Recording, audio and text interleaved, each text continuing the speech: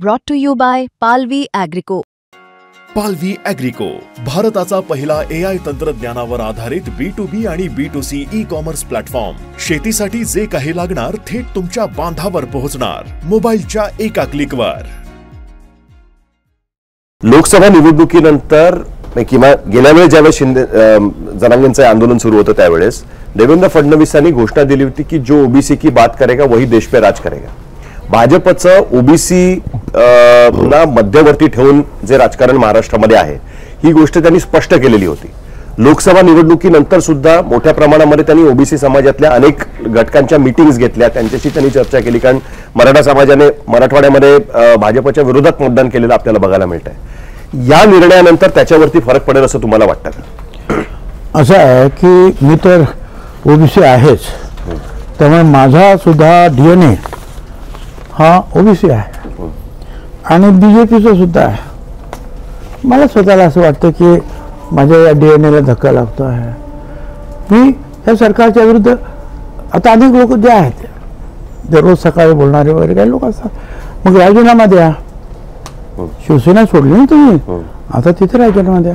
शिवसेना सोडली त्यावेळेला आरक्षणालाच शिवसेनेचा विरोध होता. आरक्षणाला मंडल आयोगालाच विरोध होता. मंडल आयोगालाच विरोध होता. इथे आरक्षणाला विरोध नाही. इथे प्रश्न काय आहे की याच्यामध्ये कोणाला कशा रीतीने टाकता येईल किंवा नाही एवढा मुद्दा आहे. बरं, या बाबतीमध्ये त्यांना मला तुम्हाला सांगायचं आहे की आम्ही सांगितल्याबरोबर मागच्या शिंदे सरकार महात्मा फुले सावित्रीबाई फुलांची त्या प्रतिमा ज्या मंत्रिमंडळाच्या दारामध्ये ताबडतोब लावल्या, ताबडतोब जे आहे या ओबीसी साठी भटक्या विमुक्तासाठी एक खातं ताबडतोब तयार केलं. नंतर भारत सरकारनं सुद्धा संविधानिक दर्जा त्याला दिला, त्या आयोगाला सुद्धा दर्जा दिला. त्याच्या पुढे भिडेवाड्याचं काम जे आहे त्यांनी मार्ग लावलं.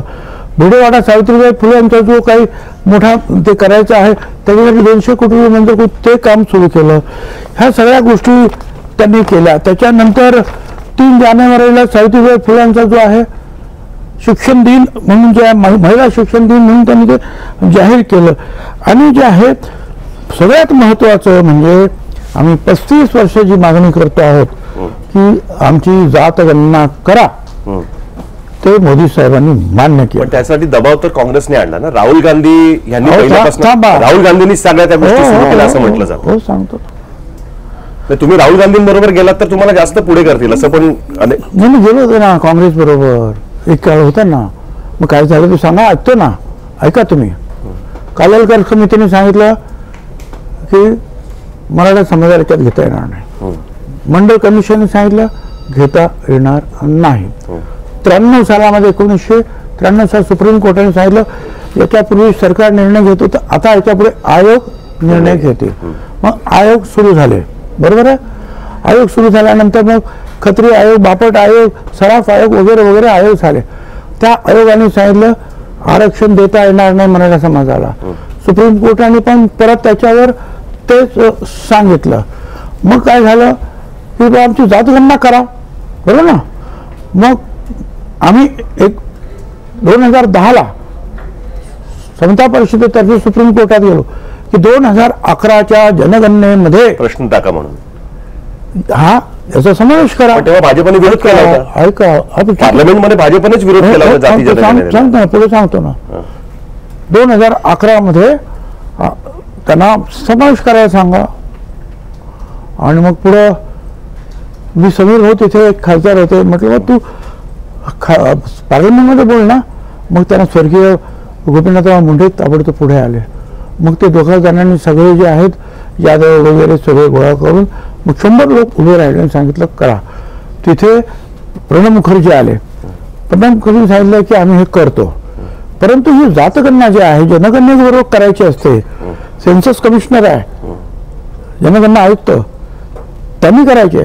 त्यांनी केली, त्यांनी चुकीची माहिती दिली तर तुरुंग शिक्षा आहे तुम्हाला. यांनी काय केलं, तिकडे नाही गेले. सगळ्या राज्यांना सांगितलं तुम्ही आपापल्या राज्यांमध्ये गावातली असेल तर ते ग्रामविकास खात्याने करा, शहरातली असेल तर नगर विकास खात्याने करा. आता प्रत्येकाने काय आपल्या ऑफिसमध्ये बसून जे काय करायचं करायचं वाटोळ करून टाकायचं सगळं. आता मला सांगा का नाही तोपर्यंत केलं तुम्ही? का परत ते जाऊ दे, आणखी तुम्हाला सांगतो मी तुम्हाला, मोरारजी देसाईंनी मंडल आयोग निर्माण केला, बरोबर? मंडल आयोगाचा रिपोर्ट आला, दरम्यान मोरारजी देसाई गेले, काँग्रेस सरकार भारत सरकारमध्ये आलं, 10 वर्ष त्याच्यावर निर्णय नाही. मग व्हीपी सिंग आले, त्यांनी हा मंडल आयोग बाहेर काढला. का नाही केलं तुम्ही? तेव्हा पण कोणी विरोध केला होता?